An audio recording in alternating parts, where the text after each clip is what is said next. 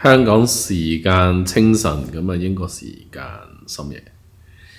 呢個會員版曾經過嘅，所以通常會員版睇嘢咧睇早幾日嘅。OK，咁今晚 iPad 度起翻會員版嘅。OK，咁啊年費77歐或者60英鎊啊。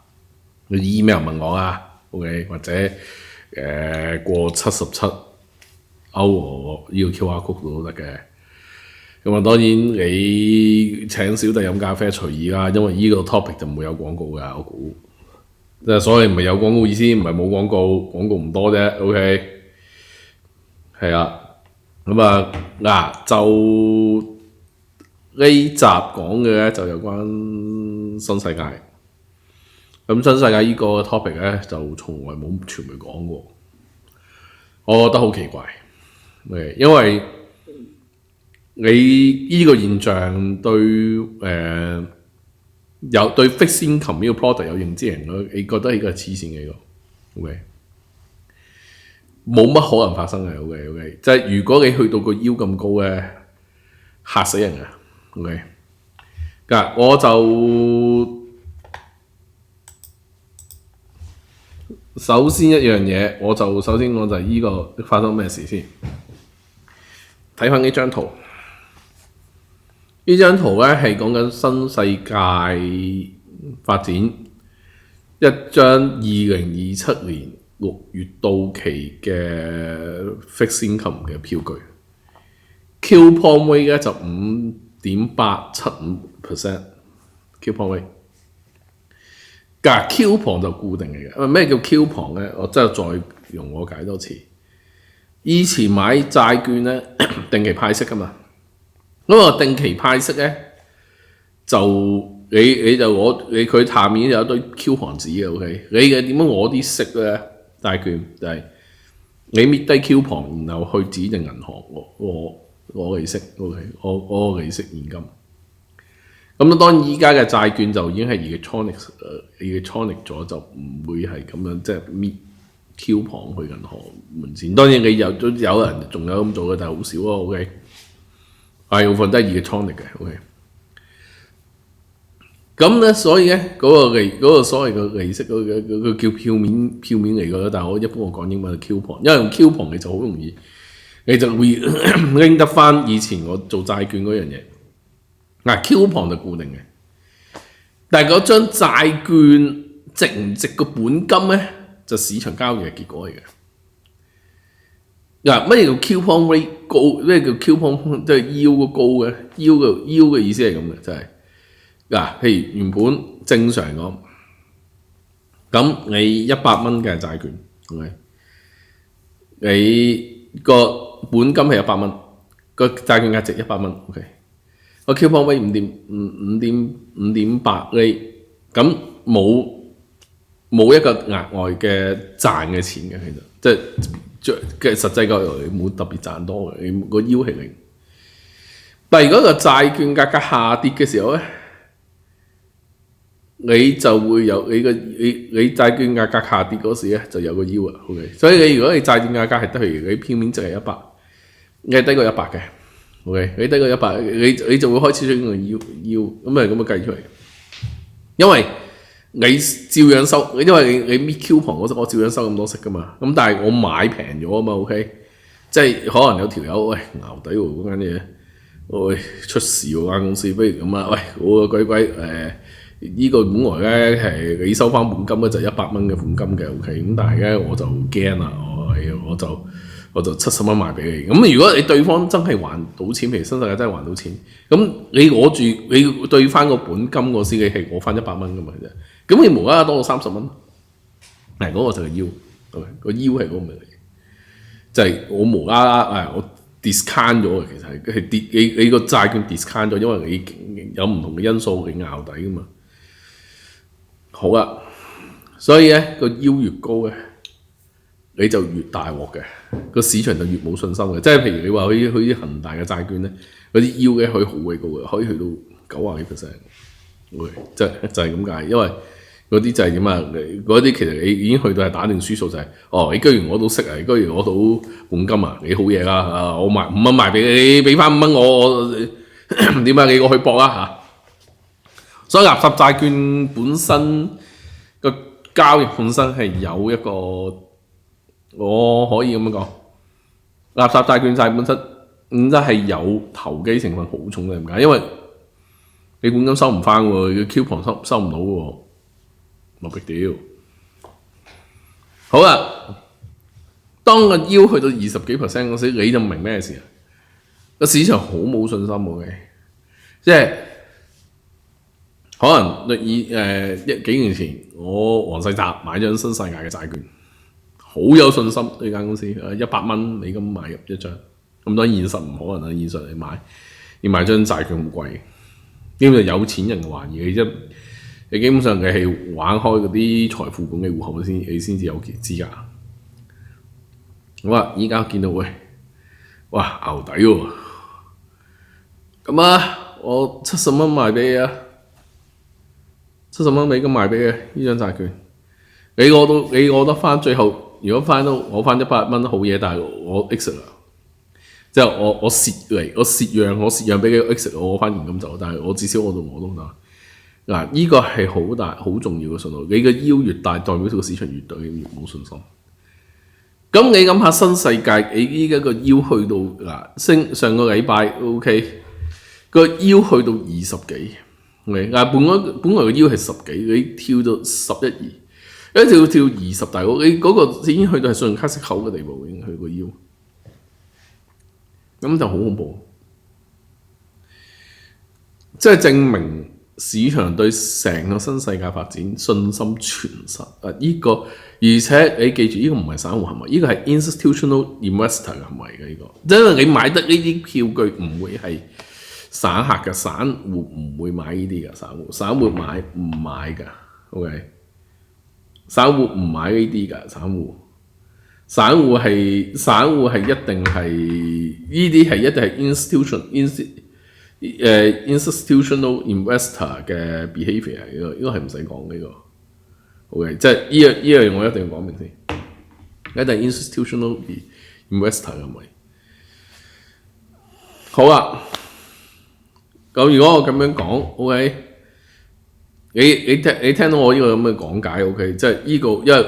YouTube 我就講得好慢嘅呢啲你見到好似講好多廢話咁，冇辦法嘅 YouTube 我只能夠好慢咁樣同大家講，因為唔係個個人都知道個腰究竟係點樣計出嚟，個腰計出嚟就係嗰個人即係點樣熬底收折讓而嘅，即係我唔話我要提早 exit， 我用一個 discount rate 賣出去嗰個，所以佢有條公式計出嚟嘅。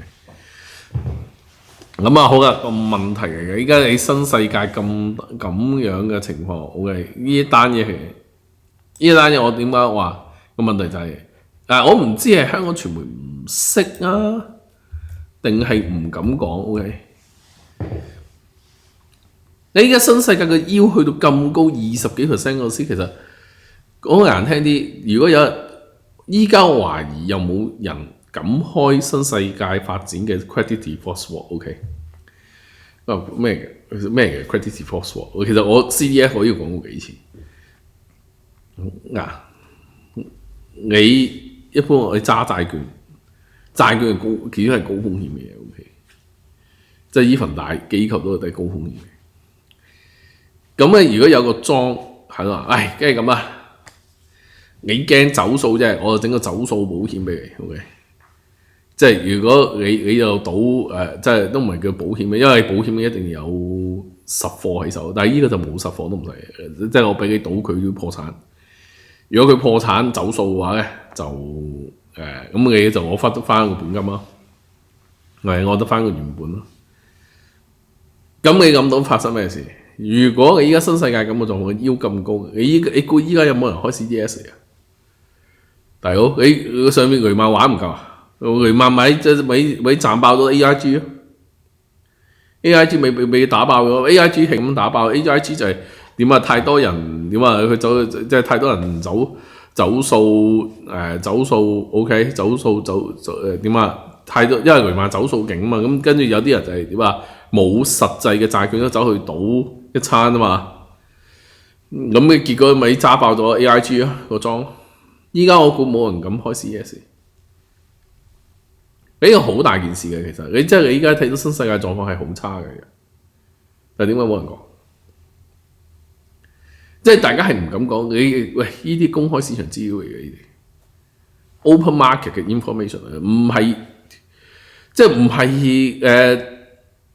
一啲即係秘密嚟，冇秘密嘅。老實講，你即係打開嗰啲 bond market 嗰啲報價嗰啲，佢都會俾你睇呢啲一樣。我唔明點解冇人講嘢。美金債個 yield 去到咁高 ，OK？ 如果去到咁個 yield 去嗰度係知識啦，我哋叫。如果個美金債個 yield 去到咁高嘅話，市場對新世界係極冇信心嘅，而且係大戶，呢係大戶行為嘅。機構投資者 institutional investor 行為嘅，唔係散戶行為，即係唔係啲散戶恐慌做出嚟嘅。如果係機構投資者，佢係 fixed income 呢一度，佢咁樣睇嘢嘅話咧，你可以想象，其實即係證明股票市場本身未必完全反映機構投資者嗰個真正嘅睇法對新世界發展。依家似乎佢對新世界發展睇法非常悲觀。好多時咧你未必有錢玩 fixed income， 但係 fixed income 嘅 performance，OK， 亦都好沉悶嘅 fixed income 其實好悶嘅。其實如果正常冇事冇降嘅話，嗰啲 yield 咧冇乜點變嘅喎，日日都每日都唔同，每日突然間衝上去 ，OK。即係 fixed income 嘅世界就係 good no news is good news，OK。因為如果有 news 嘅話，突然間嗰度 yield 暴發嘅話，就肯定係有你話。some disaster is coming 嘅已經，唔係disaster is coming 嘅 some disaster OK。我唔知，我可能我亂講啊。依家你諗清楚，新世界嗰個腰去到咁個位，點解傳媒唔講？即係你換言之，如果冇人係睇開 fixed income 嘢嘅，佢根本唔知發生咩事。Okay。你如果有人睇開 fixed income 好啲，可能就係透過 fixed income 嘅嗰個 insight 嗰個見到，有唔妥喎，即係可能有嘢可能會出事喎。如果會出事嘅話，就不如早啲做啲預防工作好。Okay。好明顯唔係香港傳媒唔講，你話？嗱咁唔一定嘅，西方都未必講啊咁樣，但係你唔好唔記得，其實外資一早對新世界打定輸數。其實因為呢啲嘢其實外資知嘅，外資，而且你個 net 嗰個 gear ratio 去到咁高，去到100即係100% 打爆咗嗰時，其實嗰時已經係機構投資者心裏有數。因為幫亦都銀行借唔借到錢，其實都你都可以透視到嘅。因為如果你個幫去到咁高，去個腰咁高啊，第一你唔可能喺債券市場進行集資，已經冇可能嘅已經。第二，銀行肯唔肯同你搏？銀行未必，因為銀行佢考慮就係、我會唔會將啲債券化、證券化 ？OK。即係你銀行，你有時都會咁噶嘛。我借咗嚿錢好嘅俾個客，可能最後因為唔同嘅緣故，風險管理咩都好，佢將個債去證券化，但係好明顯呢一部分係冇話證券化。如果借任何錢俾新世界都冇話證券化。如果冇話證券化，我冇話將件事掉出市場嘅話，我嘅選擇。如果假如我係銀行，唔借。好嘅 ，OK。即係假如我係銀行，我唔借，我點解要借？係咪先？即係我銀行，我係冇必要，我唔係事必要借俾佢㗎，因為你真係風險太高嘅。即係譬如你話嗰啲 consumer 債嗰啲，你話債券化有啲證券化，咪以往房利美、房美泰咪瀨咗嘢咯，係咪先？你將嗰啲次按 Supreme 你嗰啲次按，你走去我去證券化咪出事咯。結果就因為市場承受風險。當然你嗰啲證券化嘅產品，其實好多都買嗰啲都唔係普通人嚟嘅，買嗰啲都係機構投資嘅或者有錢佬嚟嘅，我哋叫 professional investor。即係呢啲人係應該知道你讀緊啲乜嘅，你應該知嘅，你應該 familiar the product 嘅嗰個 risk characters。好啦，咁多嘢依家咁樣搞法 ，OK。如果你話新世界個第一最後一個稻草，你真係你覺得會大鑊？你問我係乜嘢？就係 credit rating。你嘅腰咁高咧，實影響佢 credit rating 㗎。大佬，如果你個 credit rating 同你個腰長期係背馳，即係有好大段距離嘅，即係長期嘅腰係一個好高嘅狀態，但係你 credit rating 你同人講啊，佢有 A 㗎，唔好去到 B， 或者佢唔係垃圾債嚟嘅噃，邊個信你啊？你 credit rating agency 佢依家唔喐你，佢唔代表佢可以有得市場上咁樣 trade 啲 product 㗎，因為佢會揦嘢㗎，佢會。OK， 你銀行會有隔離，喂，但係因為你銀行啊嗰啲 call 唔 call 其實睇 credit rating agency 嗰個 decision 嘅。如果你個腰咁高嘅市場咁，你個市場出現咁嘅反應，你依家市場出現咁多唔同嘅傳聞 ，credit rating agents，OK， 嗰啲信貸評級公司。今日唔喐你，聽日唔喐你，唔代表佢之後唔喐你。佢翻嚟一定要做嘢㗎，佢冇得唔做嘢。佢爭咗幾時做？你依家問題就係，喂，你咁樣玩唔得喎。呢個問題依一度啊嘛，即係我覺得係，喂大佬，你話喂大佬，你依家你講緊唔係少錢啊！你講緊有啲錢喺度啊！嗰度係有一定錢喺度啊，唔係冇噶。所以嗰件事係好恐怖啊！我唔即係點啊？我唔認為嗰個係一個合理嘅事情嚟嘅。OK， 所以我話依家。你話新世界下一個 back March 其實就係嗰啲 credit 嗰啲3間信貸評級公司會唔會喐手？如果主要信貸評級公司喐手咧，咁你都諗到咩事？同埋你會有啲，因為佢有啲債項可能同啲信貸評級咧係掛鈎嘅。OK， 佢可能咧就會觸發 call 條件。因為 call 條件而家嘢係你嘅 credit rating 啊，你嘅 credit rating 唔可以咁差㗎，但係你 credit rating 差會揦嘢㗎，會出事㗎。如果你 credit rating 唔得嘅話，佢會喐手啊，銀行唔會唔喐手，銀行係會做嘢。所以我就覺得依家呢件事係好匪夷所思。OK， 即係你其實你問呢個腰，如果呢個腰呢個問題解決唔到，你咁高腰仍然係擺喺度，我好難相信 credit rating 嗰啲機構嗰啲係唔會做嘢，佢一定要做嘢。呢個就係成件事最麻煩嘅地方，因為佢呢個信貸評級機構係會必然採取行動去 protect 佢自己嘅聲譽或者 protect 佢嘅客戶。因為你信貸評級公司客戶，如果你唔能夠及時準確反映嗰間公司嘅實際嘅 credit 嘅情況，而導致損失嘅話咧，嗰啲 credit rating 公司係要揦嘢嘅，要上身嘅。但係我唔係唔使上身嘅。我收你咁大嚿錢做 credit rating， 你估佢哋班人流啊？你估佢哋傻啊？你話做散客嗰啲咁嘅 credit rating 嗰啲 credit score 嗰啲咁嘅 institution， 你就話嗰啲冇乜錢揾啫，嗰啲其實冇乜錢揾，嗰啲冇乜肉食嗰啲，咁就算啦，嗰啲損失都有限就算啦，嗰啲其實係大家 share information 嘅嗰啲，但係唔係大企業嘅 credit rating 係不嬲都係一盤生意嘅，嗰個係因為你所有嘢即係同啲。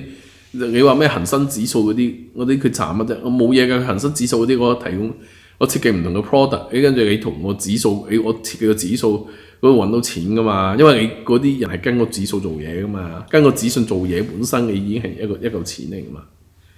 因為我點解要整個指數出嚟嘅？點 index？ 所以 index 本身係一個簡化交易成本嘅行為嘅。所以依家好睇下一步就係你信貸評級機構會，如果佢個腰長期處於高位，信貸評級公司會唔會做嘢？只要有啲風吹草動，甚至去到 Tega 呢個 call 嘅或者接近去到 Tega call 嘅 condition 咧，就會有大事發生。所以我就不明白，我對新世界現狀係不明白。你咁高腰，咁聖誕咁高腰係我覺得唔係一啲好吉利嘅事情。即係嗰個係其實傳媒要講嘅，傳媒係有責任提醒公眾，依家香港主要上市公司似乎有啲狀況，似乎係有狀況，唔係冇狀況。爭到個狀況有幾大嘅，即係當然我諗佢依間公司就肯定周圍肯定揾啲 PR 啊、否認啊乜冇用嘅而家。呢條數唔係我作出嚟嘅，呢條數係市場數字嚟㗎，市場交易嘅數字，人人都可以查㗎，人人都查得到。呢個係交易嘅結果嚟㗎。如果你除非叫港交所唔報價啦，除非玩到咁，我冇人計啊。我話你香港人你準備好大風暴嘅未啊？嗱，新世界咁鬼大咧，一暗咧，佢嘅債務咁多咧，一暗就牽一發動全身啦。中國咧就可以強制要啲銀行唔追債嘅，或者中央政府撥一大嚿錢俾啲銀行，跟住啲銀行你啃咗恒大啲債佢啊 ，OK。即係你扣屎忽冚冇問題，其實恒大不嬲嘅問題都唔係啲人都唔 care 佢國外債。恒大不嬲嘅問題即係佢啲美金債嘅，啲美金債還唔到係好大件事嘅。但係多數佢啲美金債都係債券形式發出嚟嘅，其實係嗰啲機構投資嘅嘢。但係依家你香港你唔同係你依個大佬，你第一你嗰啲銀行借好多錢俾新世界。第二，有部分香港銀行係新世界啲債券嘅 issue 啊。咁你加上你新世界喺香港經濟都唔係話完全係即係唔係 nothing 嘅，佢先係四大地產商之一，而且佢亦都會影響其他地產商個 performance， 即係佢影個市場信心一連鎖反應嗰時係好大件事。好啦，就算新世界短期唔啱，你依家你個腰咁樣嘅，佢要救自己腰得一個方法嘅，佢減磅啊！佢有咩方法減磅啊？掟晒資產出街，你咁掟啲樓房資產出街，你覺得香港樓市仲有冇揸剩啊？我諗呢個我諗用常識都諗到啊，係咪？你一個咁大嘅發展商，佢要減就係個債務咁鬼大，跟住我要掟幾多貨？我話大佬，你講緊掟成200億貨出街。就算我唔使你一次過還晒200億債啊！我同你要再美金喎，即係講緊一大嚿錢咁樣，你係咁掟啲資產落街。OK， 你講嗰時我記得好似係成2000幾億港紙咁債務嘅，咁嘅啫。你係咁掟啲債務出街，你諗下咩事？嗰個係一個天文數字嘅債務嚟㗎。你一路咁樣掟出去嘅話，唔係好玩嘅，所以我嘅睇法好清楚，即係好似佢呢個債券嘅發行規模都有翻咁上下，呢個債券嘅發行規模都成70億美金啊！我哋70億美金好多嘅，即係我覺得呢個係一個好恐怖嘅事情嚟嘅。OK。所以